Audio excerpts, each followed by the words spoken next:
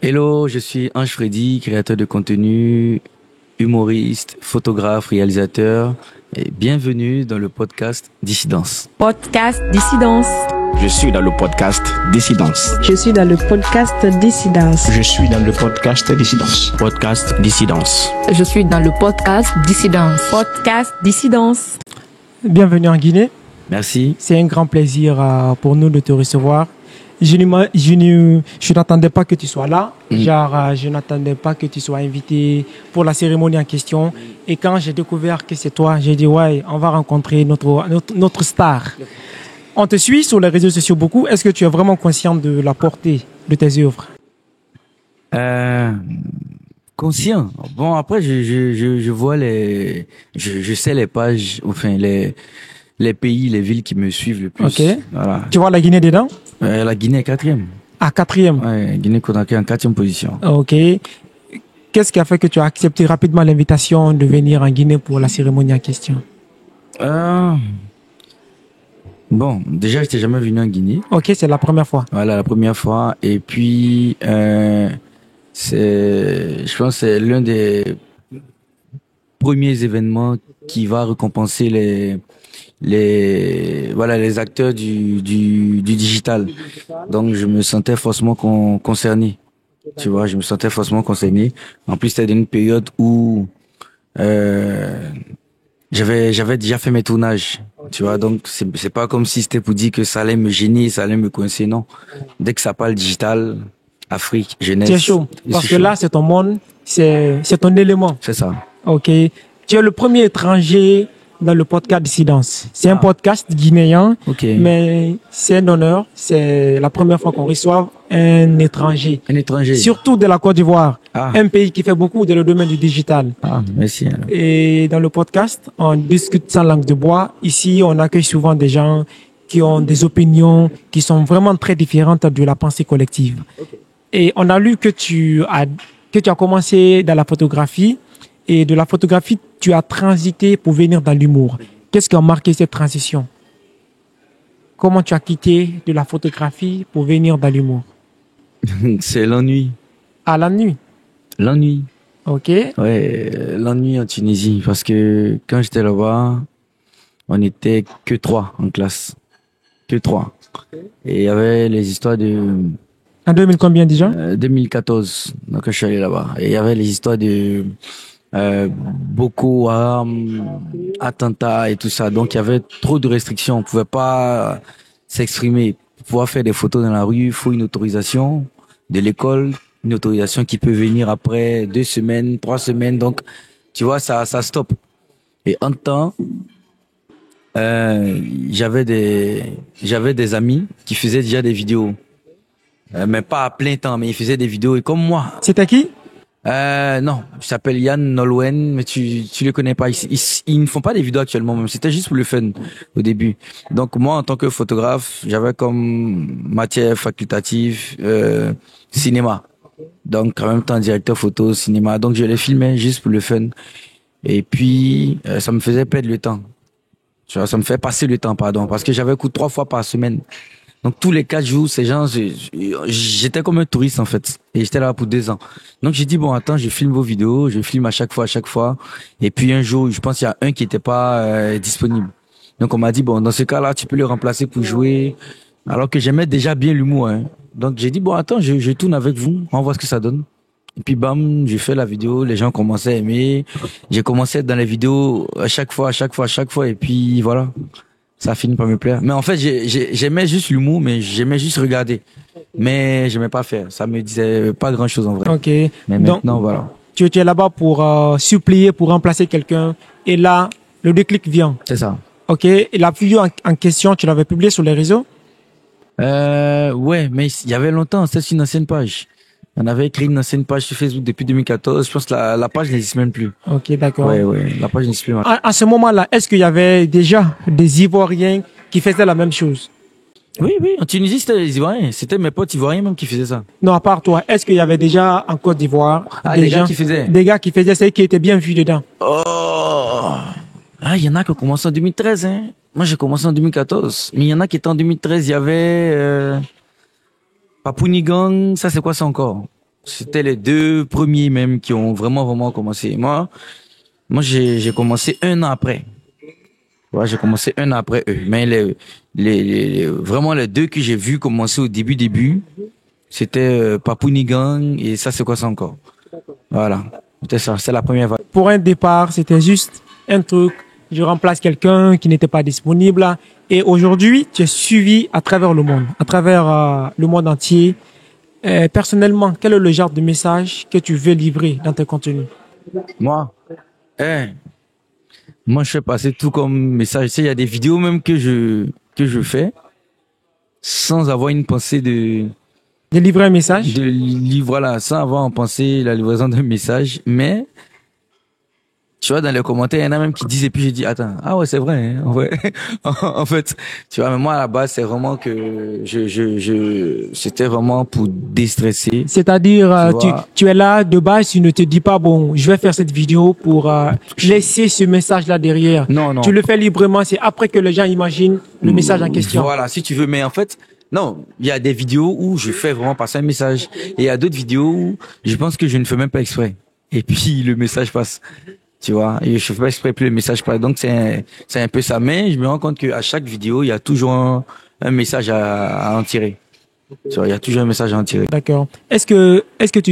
Comment tu as fait réellement pour que tes contenus soient autant viraux sur les réseaux sociaux? Parce que moi, je suis guinéen et subitement, tous ceux qui sont là te connaissent à travers tes vidéos. Comment tu as fait pour atteindre une telle audience? Oh, bon. Ça, je peux dire que moi, j'ai testé différents styles, hein. J'ai testé différents styles, j'ai fait différents types de vidéos. Et puis, après, j'ai gardé le style dans lequel je me sentais mieux, hein, et qui touchait le plus de monde. Donc, c'était mes différentes vidéos, mais c'est pas comme si j'ai dit, genre, bon, voici la technique secrète, cette vidéo-là va faire tant, tant, tant, tant, tant, tant. Par contre, j'ai essayé une fois une vidéo qui a fait le vol. C'est ma vidéo qui a le plus de vues même. C'était les vidéos sans parole. Tu vois, quand tu fais des vidéos sans parole, voilà, c'est Comme à l'image de Rabi Lamé. bon, voilà, par exemple. Ou bien Sin Bridon, Gabon, voilà. Ce genre de vidéos là, c'est viral parce qu'il n'y a pas C'est de barrière de langage. c'est universel. Voilà, tout le monde fait. Donc quand j'ai fait cette vidéo, t'as su que j'avais parfois l'habitude de faire 600 000, 1 million de vues, 1 million 5, 400 000, 600 000, 1 million. Et puis cette vidéo-là a fait 37 millions. Donc, si je voulais vraiment me dire que bon, je veux que toutes mes vidéos maintenant soient virales, j'allais faire ce style-là. Mais en fait, je perdais mon originalité. Tu vois? Parce que j'avais vu que c'était un style qui commençait à prendre des vidéos sans parole avec, voilà, un thème et puis tu ne parles pas, mais tout le monde regarde, que tu sois francophone, anglophone, hispanique, peu importe, tu vois. Mais moi, j'ai dit non, je veux garder quand même mon propre style de vidéo. Mais j'ai vu que ce style-là allait être forcément plus viral que les autres. Mais après, je cherche pas forcément à être viral, hein. Moi, je cherche à être, à faire kiffer, hein, mon contenu, voilà, au maximum de personnes, sans pour autant chercher à avoir toute la masse populaire. Ouais. Non. Garder l'authenticité. Parce que Exact. à ce moment-là, si tu étais forcément en quête de visibilité, tu allais rester dans les vidéos sans parler pour toucher encore plus de personnes. C'est ça. D'accord? Et est-ce que la création de contenu paye vraiment? Est-ce que la création de contenu, ça Ouais. paye? Ouais. Ça payait pas avant. Ça ne payait pas avant. Mais maintenant, bien sûr. C'est comme moi, j'ai commencé en 2014 jusqu'en 2018. Début 2019, il y avait pas vraiment grand truc. Mais maintenant, si. Maintenant, si. Tu vois, les marques comprennent qu'elles doivent faire impérativement confiance, hein, aux créateurs de contenu, aux influenceurs, voilà, sur le web pour faire marcher leurs produits. Donc, bien sûr, ça marche. D'accord. Ça marche bien même. D'accord. On va en parler plus tard parce que c'est important. Il y a l'avènement de plusieurs, il y a des réformes. Il y a TikTok actuellement avec la monétisation et tout. On va en parler. Et moi, avant, il y a eu un moment où tu produisais énormément de contenu. Tu étais vraiment là. Il y avait de la régularité. Il y avait une quantité importante de contenu que tu publiais. Mais ces derniers temps, personnellement, j'ai constaté que les contenus sont peu. Il y a une faible quantité de production de ton côté. Pourquoi ces choix-là? Qu'est-ce qui a changé? Ou il y a eu quel souci? Non, pas un souci. Mais je pense que je vise à d'autres projets. Voilà, parce que ça fait quand même 10 ans. Ok. 10 ans que tu as 10 des ans dents. que je fais des vidéos. Tu peux pas continuer à faire la même façon. Non, ça peut. Si, c'est possible. Je pourrais toujours faire des vidéos, mais en fait, je vais dire que il y a des idées que j'écris qui sont pour la scène, parce que là, je vais vraiment m'impliquer sur la scène maintenant. Tu vois, sur la scène, au cinéma et à la TV pour les séries. Du coup, tout ce que j'écris là, je peux pas toujours mettre ça uniquement dans les vidéos. Tu vois, donc je vais quand même réduire mon nombre de vidéos, ma présence sur le web au niveau des vidéos. Parce Mais qu'il y a un projet voilà. qui se prépare. Voilà, de très très gros projets. C'est pour ça Ouais. que j'ai créé ma structure, le studio Ah. AF. Quelle structure en question? Les studios AF. Donc ça comprend tout ça en même temps, que ce soit au niveau de la direction artistique, production audiovisuelle, machin et tout ça. Donc c'est des choses qui vont venir, mais ça fait quand même 10 ans. Et voilà quoi. C'est pas que je suis fatigué, mais il y a vraiment d'autres projets pour aller encore plus haut. Ouais. Voilà. C'est tout. normal et c'est la loi de la nature. Il faut parfois changer, il faut parfois reculer, voir qu'est-ce que je dois faire à nouveau, comment je peux me réinventer. On ne doit pas continuer toujours à livrer les mêmes choses parce que plus on livre les mêmes choses, on aura toujours le même résultat. En fait, la Côte d'Ivoire est devenue actuellement la vitrine de l'ambiance. Quand on parle de la Côte d'Ivoire, l'image que ça reflète dans les yeux des autres, c'est un pays qui est assez réputé pour la culture de l'ambiance, du divertissement, de la distraction. Dès qu'un Ivoirien fait une telle chose, la chose rapidement devient contagieuse. Et comment les Ivoiriens ont fait pour cultiver une telle culture de l'ambiance? Les Ivoiriens sont toujours joyeux. Quand Ivoirien fait quelque chose sur les réseaux sociaux, par exemple sur TikTok, rapidement ça touche tout le monde. Il y a une sorte de joie collective qu'on remarque chez vous. Comment vous avez fait pour établir une telle chose? Comment ça s'est passé? Donc de manière générale alors. Oui, c'est de ça? manière générale. Moi, je pense que non. Après, les Ivoiriens aiment s'amuser. Les Ivoiriens aiment la joie, comme tu as dit. Les Ivoiriens aiment la joie. La preuve, le coupé décalé a été créé juste après les attentats ou bien la guerre de 2002. Donc, imagine-toi, on crée une danse, on crée des, on a un problème, on a fini avec changer. Ou bien en tournant en dérision les problèmes. Tu vois, grippe aviaire. La grippe aviaire, quand c'est venu, ça fait beaucoup de mal. Il y a eu beaucoup de morts, beaucoup de blessés, beaucoup de temps. Et tu vois, Jay Lewis qui crée une danse grippe aviaire. Et on danse même sur la danse. Donc en fait, on est très fort dans le fait de tourner en dérision tous les problèmes. Tu vois, après on aime vraiment s'amuser, on aime vraiment la joie. Et je pense que la joie est contagieuse. C'est-à-dire que si même c'était un Guinéen ou un Sénégalais qui lance peut-être une trend ou qui lance quelque chose de drôle, ça va forcément toucher tout le monde, tu vois. Maintenant, comme les Ivoiriens, la plupart aiment vraiment s'amuser, ça touche. Tu vois, le truc de la fille, là, elle qui a dit, enfin, lui qui a dit, Aïcha, tremblez. Ouais. Ça vient du Burkina. Mais, ouais, ça les fait Ivoiriens, tout le monde, voilà. ont popularisé la chose. Voilà, jusqu'à voilà. Et on a un grand avantage, dans le fait de populariser les choses, justement. Ça fait que c'est pas forcément nous qui créons une ambiance. L'ambiance peut venir d'ailleurs, mais tu vois, la personne doit se dire que je dois forcément venir en Côte d'Ivoire pour que ça touche maintenant le pays de la sous-région. Et ça, ce n'est pas qu'en Afrique, il y a même des étrangers qui viennent en Côte d'Ivoire pour de telles choses. C'est ça. Il y a plusieurs artistes même qui supposent que pour quelqu'un vraiment qui veut venir dans la capitale africaine, il faut passer par la Côte d'Ivoire parce que là-bas, c'est une source où on retrouve presque tous les condiments. C'est ça. Et C'est ça. voilà. Toi, tu apprécies tout cela et est-ce que tu as su profiter de ces choses comme ça là aussi pour dans ta création de contenu, pour impacter les gens? Ah. Ouais, quand même. Mais moi, je veux dire, en fait, moi, comme j'ai dit, c'est de la création originale. Donc, j'écris mes vidéos. Tu essaies d'être authentique. Voilà, le maximum possible. Tu vois, je fais mes vidéos, je balance. Voilà, moi, je fais mes vidéos, je balance. Après, si c'est viral, Dieu merci, c'est pas viral. Tant pis. Mais voilà, quoi, j'essaie de faire au maximum. Voilà. D'accord. Et moi, personnellement, je trouve que la guerre civile qui a eu lieu en Côte d'Ivoire a participé à ces facteurs-là. Je me dis, dans un autre sens, que le traumatisme qu'une telle guerre a créé, peut-être que les Ivoiriens se disent, on doit créer une ambiance peut-être qui nous permettra d'éviter de tomber dans une telle chose. Peut-être qu'à chaque fois, il y a des problèmes.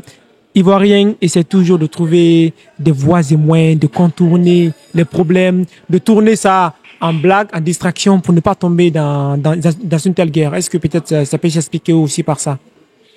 Bon, je dirais pas forcément ça, mais je dirais plutôt que de toute façon, il y a aucun pays qui aime la guerre.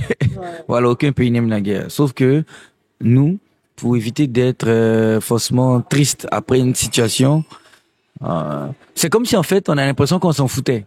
Tu vois, on s'en foutait, mais en fait non. En fait, on s'en foutait juste pour faire passer le temps pour oublier, tu vois, tout ce qui s'est passé. Et c'est là que, tu vois, le coupé décalé, machin, c'est venu et, tu vois, ça nous a fait oublier pas mal de choses. Voilà. C'est vraiment ça, en fait. C'est vraiment D'accord. ça. Et la guerre en question, tu l'as vécue? 2002? Oui. Un, un peu plus celle de 2010, parce que 2002, c'était plus à l'intérieur. Ok. Là, on était la capitale économique. Ok. Donc, on n'a pas vraiment senti ça depuis j'étais petit. Par contre, en 2010, ouais, quand même, hein, on l'a quand même senti puisque, écoute, il y a eu pas mal de mauvaises choses. Mon père, il était bloqué à l'extérieur. Ok. Voilà, donc. Il était hors de la Côte d'Ivoire. Voilà, hors de la Côte d'Ivoire, donc il n'a pas pu rentrer vite. Donc c'est tout ça, quoi. Donc je pense que chacun a été touché à sa manière, mais moi pas comme. Ok, tu n'as pas été affecté tellement négativement. Voilà, pas tellement négativement comme les autres, voilà. Et par contre, c'est pendant la guerre de 2010 que j'ai su que je voulais faire la photographie. Ah bon, en 2010. Ouais. Ok, comment ça? J'avais un truc là, un jeu là. Il y avait un appareil photo. Moi, je voulais juste faire la photo des hélicos parce que les militaires français venaient récupérer leurs ressortissants dans chaque quartier. Donc, quand ils sont arrivés dans mon quartier, moi, je voulais faire ma photo. Avoir une bonne photo, bien cadrée. Et j'avais pas peur. Moi, Ah bon? Je voulais juste faire ma photo. Tu sortais? Ouais, j'étais sorti pour faire ma photo. J'étais presque, genre, vraiment j'étais à moins de 100 mètres ou 80 mètres de l'hélico. 100 mètres d'un hélicoptère. Tu as toujours les images là? Ils ont volé l'appareil, en fait. Ah. Ils ont volé l'appareil. Mais moi, c'était plus le fait de ne pas avoir eu peur pendant cette période. Parce qu'au début, je voulais être photographe, reporter. Moi, c'était ça. Je voulais être photographe, reporter. C'est après que je me suis tourné vers fine art, donc fine art, donc photo de composition. On dit que c'est Drogba qui a su calmer cette tension en question. Est-ce vrai? C'est vrai. Non, c'est pas il a calmé, mais il a participé. Bien sûr, ça, il a beaucoup participé à ça. Mais juste un seul mot. Juste un seul mot. Il a pris le micro, il a parlé pendant un match. Je sais pas si c'était un match amical ou un match, mais à Boaké. Tu vois, il y a eu un cessez-le-feu le temps du match. Tu t'imagines, il y a eu un cessez-le-feu le temps du match. C'est-à-dire que tout le monde se bat, on arrête tout. On met ça sort, on regarde le match. Et puis après, on peut recommencer un peu. Mais je dis, voilà, même s'il n'était pas politicien, mais le temps d'un instant, il a su, il a su calmer, hein, cette période-là. Tu vois, mais c'est pas comme si on va dire que, ouais, il a dit, on arrête, tout le monde a arrêté, c'est fini, quoi, comme ça. Non, non. C'est une façon de parler, mais en fait, voilà, c'est à respecter. La parole a eu l'influence Voilà, sur la chose. un grand impact. Et Didier Drogba, c'est une grande figure du football pour les Africains. Et est-ce que vous ne pensez pas aussi que les gens comme vous, qui avez de la voix, est-ce qu'il ne faudrait pas aussi s'engager dans des causes nobles, dans des causes, par exemple, comme telles, où il y a des vies humaines qui sont impliquées, où il y a des dérives dans la société? Il ne faudrait pas peut-être à chaque fois qu'il y a des choses comme telles prendre la parole pour dire ce qu'il faut être dit, parce qu'il y a des gens, ils ont de la célébrité, ils ont de l'influence, mais quand il s'agit des sujets sensibles, ils disent non, bon, on doit laisser ça aux politiciens, on doit laisser ça aux gens, ils peuvent régler ça. Pourtant, quand on est suivi, on peut toucher énormément de personnes. Est-ce que tu te sens parfois responsable pour des choses comme telles? Ah, il y a des sujets sur lesquels tu te sens obligé de répondre. Tu vois, tu te sens obligé de faire.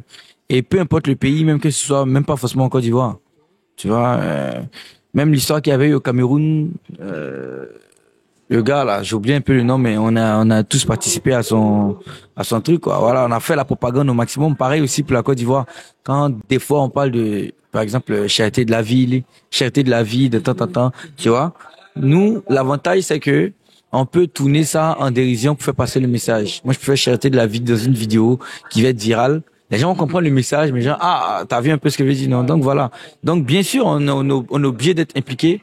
Après, il y a peut-être certains sujets sur lesquels, tu sais, on n'est pas obligé de parler sur tout aussi, hein. Voilà. On peut avoir des sujets qui nous tiennent à cœur, tu vois. Genre, par exemple, quelqu'un qui se bat pour, je sais pas quoi, pour les orphelins. Ce podcast est sponsorisé par Vue d'Or, une boutique spécialisée dans la vente des lunettes classe et hyper tendance. Vous voulez apporter un plus à votre charme, à votre style et surtout à votre code vestimentaire? N'hésitez pas à les contacter sur le 621 88 79 19. Vue d'Or, la meilleure boutique de vente de lunettes en Guinée.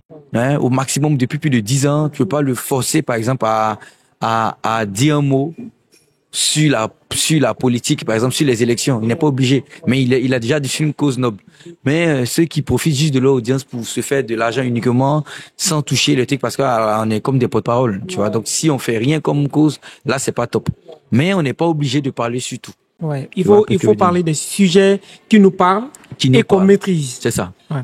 Hier, il y avait le concert de Didi B, un concert dans lequel on a constaté une grande et immense mobilisation des Ivoiriens. Et est-ce qu'il faut dire qu'au-delà du talent, est-ce que cette mobilisation n'est pas due à l'aspect positif qu'a eu la concurrence entre Didi B et Imra?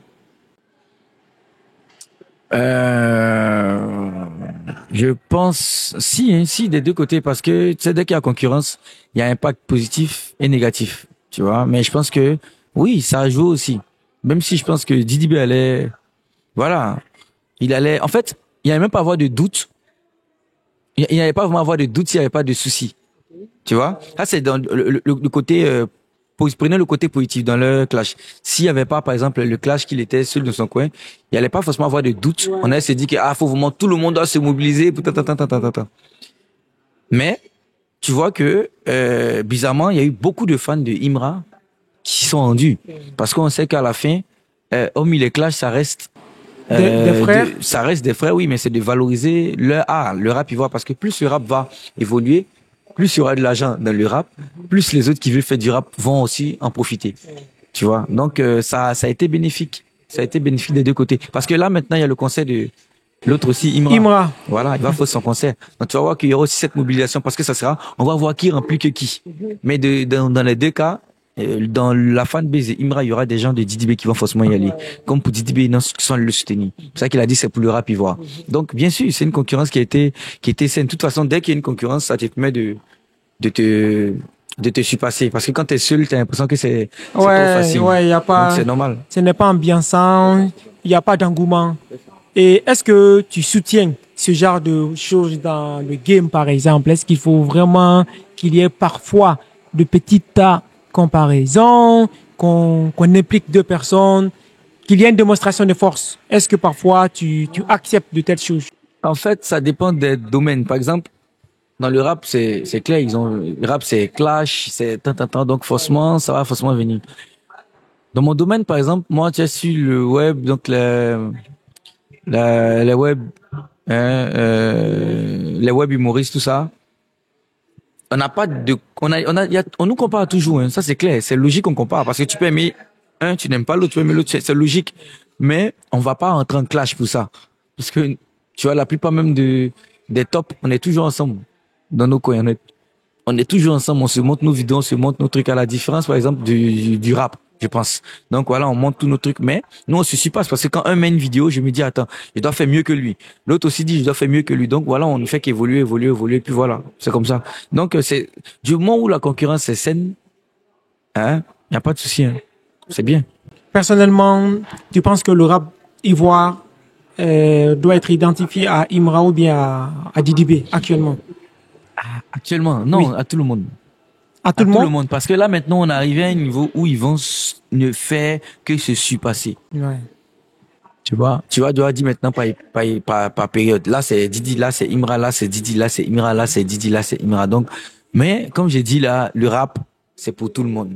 Il y a toujours un qui est au top. Il y aura un deuxième, il y aura un troisième, il y aura un premier, il y aura un deuxième, ça va toujours varier. C'est comme ça, c'est une course. Il y en a qui vont émerger, il y en a qui vont descendre, il y en a qui vont émerger. Ça, c'est dans tous les domaines. Ok. Voilà. Mais maintenant, là, par exemple, si il faut vraiment identifier le rap ivoirien à une seule personne. Entre les deux, ça doit être qui? Je vais pas identifier ça à une personne. Ah bon? Non. Si par exemple, pour l'événement en question là, on te disait, Mais quel événement? l'événement, la cérémonie, Ok. on te disait de venir avec un rappeur ivoirien, des deux, tu allais venir avec qui? Avec les deux. Les deux sont mes amis. Non. Ici, on n'a que le cachet d'une seule personne. Le cachet de qui? D'une seule personne. Ah bon, c'est combien et puis savoir c'est pour qui? Non, bah, je te dis par exemple, j'ai un budget de tel. Entre les deux, aide-moi à avoir un. Tu allais avoir qui? Le troisième. Le troisième? Mhm. Donc, tu n'as pas de choix entre les deux. Non, moi je veux les deux. Moi aussi, tu me demandes à moi, non? Comme ce sont mes amis, je vais leur demander de faire moitié prix pour qu'avec ton cachet, on les ait les deux. C'est pas. D'accord, on comprend déjà. Qu'est-ce que l'avènement de TikTok a changé dans la création de contenu, dans votre domaine par exemple, l'humour? Est-ce que TikTok a changé grand chose chez vous? Chez moi, bon, chez moi, non. Chez moi, personnellement, non. Parce que moi, j'étais vraiment Facebook, Instagram, YouTube un peu, mais Facebook, Instagram, Twitter aussi. Mais pour TikTok, même jusqu'à présent, je ne maîtrise même pas TikTok. J'ai jamais fait de direct. J'ai jamais fait. Moi, je poste juste mes vidéos comme ça. Je sais même pas à quelle heure faut poster pour que ce soit viral comme tant. C'est maintenant que je vois des gars de mon équipe pour qu'ils mettent vraiment. Mais sinon, à la base, moi, je balance comme ça. Je pense que c'est maintenant là qu'on dit que mon compte est monétisé. Ok. Il n'y a même pas un mois que mon compte est monétisé. Ton compte de 900 000 abonnés? Ouais, c'est ça. C'est maintenant que c'est monétisé, mais je savais pas. Tu maîtrises pas? Je maîtrisais pas, mais c'est Facebook. Voilà, Facebook, Instagram, Twitter, Snapchat et YouTube, voilà, que je maîtrise plus. Mais de manière générale, bien sûr, TikTok a fait évoluer. Regarde, ça fait évoluer à tous les niveaux et même en musique. Tu vois, maintenant, là, même les sons tendances, les sons d'été, là, ça doit passer sur TikTok. Ça a pris, le refrain a pris, tout prend. C'est comme ça. Donc, TikTok est important, bien sûr. C'est comme si on n'a plus assez besoin maintenant des moyens de communication classiques comme la télévision, la radio. Dès que tu as un coup de chance sur TikTok, là, ça passe. Oui, mais non, mais on a tous besoin de ça. Je veux dire, en fait, le plus grand boom, la plus grande audience peut facilement venir de TikTok. Mais quand ça va finir, c'est là maintenant les chaînes des télés, des radios vont t'inviter. Donc, tu vas venir forcément. Ouais. Mais j'en dis que juste TikTok et puis je reste sur Internet, je passe non. Parce on aura toujours besoin de ça, des méthodes traditionnelles. Radio, télé, on aura toujours besoin de ça. Peu importe. Est-ce que, particulièrement les autres réseaux, Facebook, Instagram, est-ce que ça paye dans ton cas particulier? Bien sûr. Tu peux faire par des posts sponsorisés. Tu peux faire par des posts sponsorisés. Voilà, Facebook, par exemple, te monétise par ton nombre de vues sur Internet. Donc, en plus de ça, maintenant, il y a des placements de produits avec les marques et tout ça. Donc, bien sûr, tous les réseaux. Ton premier gars qui est tombé, c'était combien? Tout premier, ça, c'était en Tunisie. Tunisie? C'était en Tunisie. C'était combien? En francs CFA, c'était quoi? 150 000 francs. Je devais faire la pub d'une marque à distance, mais là, on venait de créer les pages même. La dernière, on était 3. Donc, tu as donné 150 000 pour nous 3. Donc, ça fait quoi? 50 000 francs en francs CFA, hein. Donc, 50 000 francs. Nous 3, on a fait la vidéo, voilà. Mais c'était juste une petite vidéo. Comme ça. C'était ça le premier. Le premier gain. De tous ces réseaux-là, quel est celui qui t'apporte plus de clients, ou bien plus de contrats, ou bien plus d'argent? Ah, je pense Facebook et Instagram, hein. Je pense, ouais. Parce qu'en général, quand je poste une vidéo, je mets sur les deux. Tu vois? C'est synchronisé. Ouais, mais non, je poste à part, mais oui, on peut dire que c'est synchronisé. Parce que quand je poste sur Facebook, je poste sur Instagram, je poste sur Twitter, je poste sur YouTube. Tu vois? Donc, c'est de manière générale. Mais je pense que ce que où je suis le plus suivi, c'est Facebook. Donc, c'est peut-être Facebook qui me rapporte plus. Est-ce qu'on peut dire vraiment que la création de contenu, par exemple dans ton cas, est-ce que ça fait vraiment vivre? Dans mon cas? Dans ton cas? Bien sûr. Ok, exclusivement, sans pour autant avoir de métier annexe, exclusivement de ça, c'est ça? J'ai pas de métier annexe. J'ai pas de métier annexe. Je suis humoriste. Donc, sur scène, je suis créateur de contenu web, comédien dans les vidéos. Tu ne vis que de ça? J'étais photographe en griffe et c'est maintenant que j'ai fait les studios AF. Mais ouais, je vis que de ça. Parce que vivre, c'est qui est, ce qu'on se demande, c'est surtout, tu gagnes combien pour que si tu as un placement de produit, tu puisses vivre en attendant d'avoir Un autre. un autre truc. Mais en fait, ça, c'est au début. Mais à un moment, parce que comme on dit, tu sais, le monde d'Internet ou du showbiz, c'est talent et management. Talent et business. Tu vois, c'est les deux. Donc là, plutôt que de chercher à avoir un contrat et puis d'attendre encore d'avoir un autre, non, tu fais tout pour trouver des contrats long terme. Contrat 6 mois, contrat 1 an. Donc, j'ai 2-3 mois avec lesquels je suis sur des contrats de 1 an. Donc, peu importe ce que je fasse ou pas, je suis payé par mois. En plus de ça, maintenant, tu as des revenus maintenant qui viennent en fonction de ce que tu fais. Tu vois, après, tu as des... Donc, ça dépend vraiment. Si on remontait le temps, on dit, connaissant ce que tu gagnes actuellement dans la création de contenu, si on remontait le temps, c'est-à-dire avant que tu ne connaisses les réseaux sociaux et ses avantages, si on te demandait de choisir entre le salariat et la création de contenu, quel choix tu aurais fait? Bon, j'ai choisi même déjà la création de contenu avant même qu'on ait les placements de produits. Et j'ai dit qu'il n'y avait pas de plan B. Moi, j'ai dit que peu importe, j'allais pas travailler dans un bureau pour quelqu'un. J'aime pas les métiers administratifs, moi, personnellement. Je n'aime pas les métiers administratifs. J'aime être libre. Tu vois, j'aime être libre. J'aime faire ce que j'ai envie de faire. Voilà, ce qui me passionne. Tu vois, j'ai pas envie d'être carré dans un truc. Voilà, même en tant que photographe, j'allais pas m'entendre avec certaines entreprises qui allaient me dire, par exemple, ouais, viens travailler pour mon studio, sauf si c'était en stage. Mais pour dire moi-même, non, j'ai pas vouloir m'asseoir, tu vois, dans un bureau. J'aime pas tout ce qui est trop droit, on s'assoit, on est assis dans le bureau, on est là, on travaille, on doit arriver à 7 heures pour aller attendre. Non, moi, je veux être libre. Je me réveille à l'heure que je veux. Si je me réveille tôt, c'est que j'ai un truc à faire pour ça, mais à part ça, de manière générale, je suis libre. Donc, peu importe, j'allais forcément choisir La création de contenu ou le métier d'artiste, mais pas le bureau ou le salariat. Non. Et je pense que c'est une conscience qui est en train de se propager actuellement au sein de la jeunesse. Beaucoup de gens préfèrent l'entrepreneuriat ou la création de contenu parce qu'il y a plus de liberté. Et puis, ce sont des métiers presque nouveaux. Et est-ce qu'il ne faudrait pas que nos autorités pensent à insérer des choses comme telles dans le système éducatif? Mais bien sûr. Ça doit jouer. Bien sûr, moi, je dois, par exemple, parfois faire des cours sur la création digitale. Tu vois, comment rentabiliser sur Internet, comment faire tant. Et il y a des universités pour les licences L1, L2, L3 en communication qui, des fois, nous font appel. Voilà, pour des cours de, 1 heure, 2 heures, 3 heures. Donc, si, c'est important. C'est vraiment important. Faut pas qu'on néglige ça. Ouais, c'est rentable aussi. Voilà, c'est rentable aussi, bien sûr. Faut pas qu'on néglige. Et tu es venu en Guinée il y a maintenant combien de jours? 2 jours ou 3 jours? Je suis venu vendredi. Vendredi. On connaît quand? Je dis dimanche. Donc 2 jours, ça fait 2 jours que je suis là. Comment tu trouves la Guinée particulièrement? Ah, c'est top, hein. C'est top. Là, il y a un gars là, il s'appelle Cheikh. Il me fatigue, mais bon. Il te taquine beaucoup? Il me fatigue. Qu'est-ce que tu as apprécié chez les Guinéens? Chez les quoi? Les Guinéens? Les Guinéens. Guinéens, hein? Oui. Les Guinéennes. Les Guinéens. Chez les Guinéens. Ah non, mais ils sont accueillants. Ok. En vrai, vous êtes accueillants, vous êtes cool, vous êtes top. Quoi d'autre? Il n'y a pas vraiment de différence de manière générale, hein. Presque les mêmes choses. C'est au niveau de peut-être que je dois refaire les calculs à chaque fois. Ouais, au niveau de la monnaie, voilà, la que je devise. dois refaire les calculs, la devise, c'est tout. Mais de manière générale, on est tous pareils, hein. On est tous pareils. Moi, je vois pas vraiment la différence. Il y a l'accent un peu différent quand même, mais de manière générale, c'est voilà quoi. Tu vois, de la même façon, moi je dis vous avez un accent, c'est comme ça vous aussi vous dites les gens ont un accent. Okay. Donc tu vois, tout le monde a un accent. Moi, je suis vraiment comme ça quoi. Mais moi j'aime bien. Voilà, j'aime bien et je sais que je vais forcément revenir. Ouais. Je dois encore revenir même de toute façon. Tu trouves aussi qu'il y a assez de belles Guinéennes? Des belles Guinéennes. Oui. En tout cas, vous êtes tous jolis. Même les hommes. Oui, vous êtes tous jolis. Si on t'offre une Guinéenne, tu vas rester? Tu vas venir en Guinée pour ça? Il y a qui? Il y a... Pardon. Ils vont me tuer en Côte d'Ivoire s'ils font ça. Ah bon? Oui. Ah, tu veux pas être polygame? Tu veux pas? Et comment il faut pour entrer même? À l'aéroport d'Amiens, non, c'est pour les amis, quand même les mains de gays.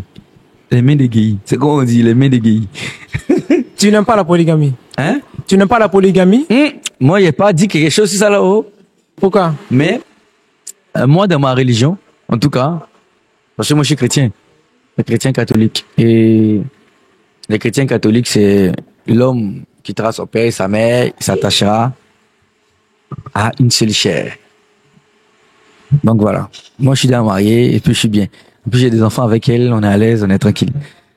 Voilà. Peut-être pour quelqu'un d'autre, tu vois, si tu pourras avoir peut-être quelqu'un d'autre qui, peut-être musulman par exemple, ou bien qui n'est pas forcément chrétien ou musulman, hein, parce que voilà, je pense que la polygamie, ce soit ça vient pas de la religion, c'est dans nos traditions, voilà. Mais moi personnellement, je ne suis pas intéressé par ça, voilà.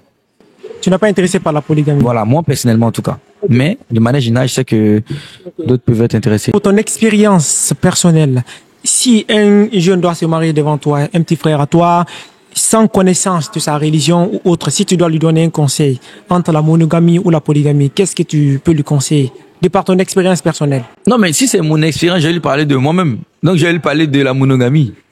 Tu vois, c'est ce que moi j'ai fait, c'est ce que je connais.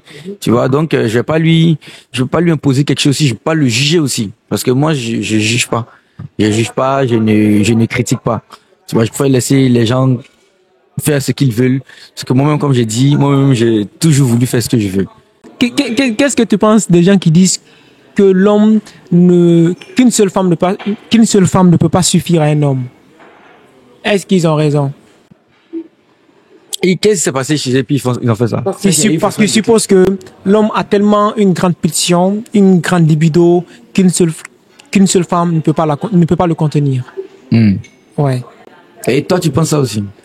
Non, moi, je suis très dissident. Si je dois m'affirmer là-dessus, ça va être très bizarre. Moi, je suis même pas dans une posture de mariage, tu vois. Ah, toi, tu n'as pas même. Tu veux même pas faire mariage un jour même. Bon, c'est pas comme si je veux pas faire un jour. Pour le moment, je ne suis pas prêt à m'engager avec les gens que je rencontre. Ah, ok. Ah. Ouais. Donc, de ton côté, est-ce que tu comprends ces gens-là? Non, comme j'ai dit, chacun a son expérience. Hein. Voilà. Maintenant, ceux qui disent ça, au pire des cas, tu vois, je peux leur dire, donc de ne pas se presser. Tu vois, ils sont pas obligés pas parce qu'ils ont vu sur Internet que des gens sont mariés, ils vont vouloir se marier. Non, ils peuvent attendre. Voilà, ils sont avec la personne.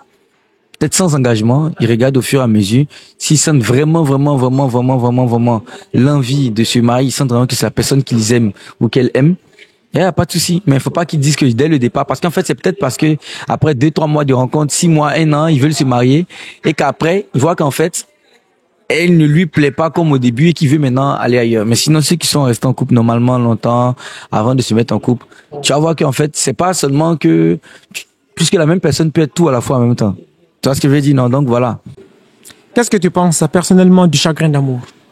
Du goumet? Goumet? Ouais. Goumet? Ouais.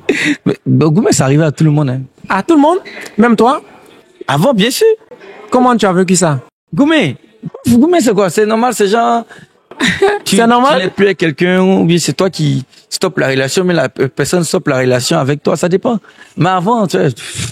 Il y a longtemps, 2009, 2010. Tu avais pleuré? Hein? Tu avais pleuré? Pleurer? Ça me rappelle, mais en tout cas, ça fait mal, hein. Quand tu as goumé, tu es fan de quelqu'un, te plaît, et puis, en plus, c'était sur quoi? C'était sur le son de Rihanna. Ah bon? Le son de Rihanna. Tu mettais ça pour pleurer? T'es que beau, il met le son, écoute le son, quoi. Aïe. Quelle est l'âme qui peut, quoi. En 2006, 2007, on est en quatrième, c'est pas, et je sais quoi maintenant, ça, là. En tant que quatrième, ça, le son de Rihanna passe comme ça, ouais. Tes larmes coulent. Doucement comme ça. Est-ce que tu penses que ça peut ralentir un jeune? Ça peut détruire même un jeune?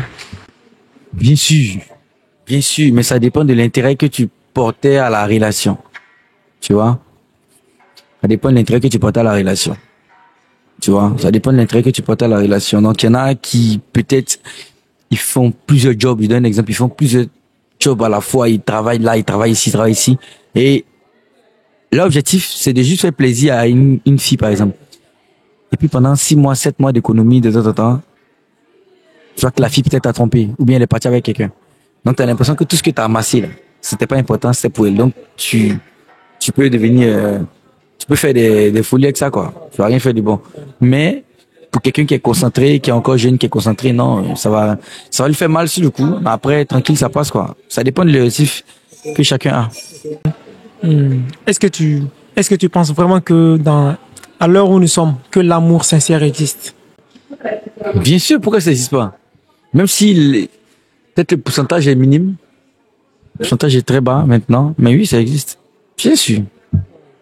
Dans le monde fake dans lequel nous sommes, où les gens sont plus attirés par l'aspect financier que par les sentiments, moi je me dis que l'amour, il est devenu une denrée rare.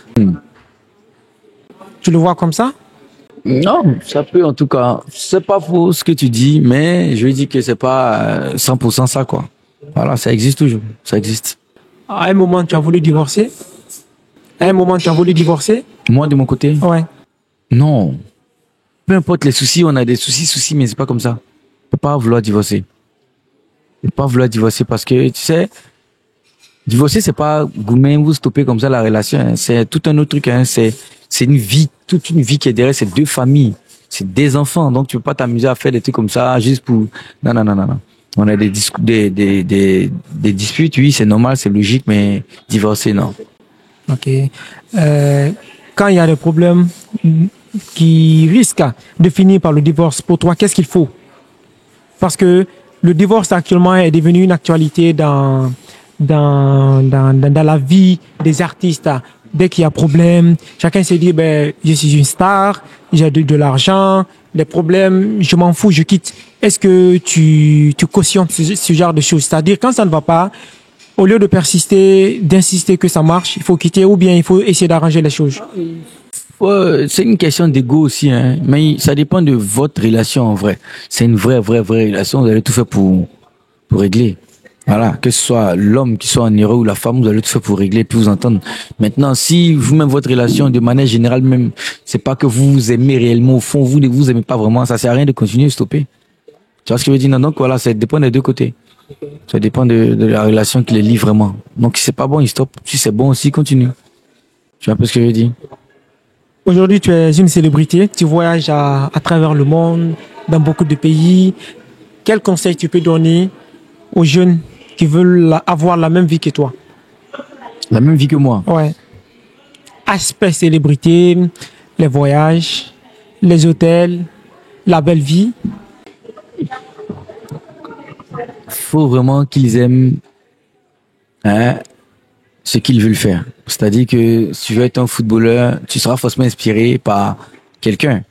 D'accord. Mais il faut vraiment être passionné de foot même avant de penser aux aspects positifs. Parce que les aspects négatifs qu'on voit pas, c'est justement tout ça. Des fois, quand t'as pas envie de travailler, ou tu te sens pas bien, ou t'es dépressif, ou bien tes affaires ne marchent pas, il y a tout ça. Mais on ne montre pas cet aspect, on ne montre que le bon côté, voyage, kiffer, trophée, l'argent, tout ça. Mais c'est des deux côtés, donc faut vraiment aimer ça. Tu peux t'inspirer. Si je prends mon exemple, moi, quelqu'un peut s'inspirer de moi, c'est normal. Maintenant, quand il commence, faut vraiment qu'il fasse ça parce qu'il aime vraiment l'humour, la comédie. Pas parce qu'il dit il veut forcément faire comme lui et puis il veut être comme lui. Ça va jamais. C'est chacun a sa façon de faire. Tu vois, on est tous différents. Ouais. Comment tu vis les moments de critique, les moments de sabotage? Je sais pas s'il y en a. Par exemple, je prends le cas de Emalus. Actuellement, elle est l'une des célébrités ivoiriennes qu'on critique le plus sur les réseaux sociaux. Et elle est victime de beaucoup de sabotage. Et comment, dans ton cas, par exemple, tu vis ce genre de choses? Ouais, on n'est jamais content qu'il y ait des critiques, hein. On n'est jamais content. Voilà, chacun sa façon de réagir. Mais moi, j'ai compris un truc, c'est que du moment où t'es personnage public, tu seras forcément critiqué. Donc, faut faire avec. Voilà, tu seras forcément critiqué. Fais juste ce qui est bon et puis tu avances. C'est tout. Okay. Fais juste ce qui est bon et puis tu avances. C'est tout. Y a rien d'autre. D'accord. Y a rien d'autre. D'accord. Merci d'être passé dans le podcast. Merci beaucoup. Quel est ton dernier message? Merci à toi pour l'invitation dans le podcast Dissidence. Merci au peuple guinéen, donc aux Guinéens, aux Guinéennes pour l'accueil. Et puis je sais que je vais plusieurs fois, hein, je vais vraiment venir ici en Guinée parce que pas que je monte, mais vous êtes un des pays qui en seulement 2 jours seulement a réussi à me toucher vraiment quoi. Ouais. Voilà, je me sens à l'aise, je me sens tranquille. D'accord. Voilà. Merci beaucoup. Podcast Dissidence. Je suis dans le podcast Dissidence. Je suis dans le podcast Dissidence. Je suis dans le podcast Dissidence. Podcast Dissidence. Je suis dans le podcast Dissidence. Podcast Dissidence.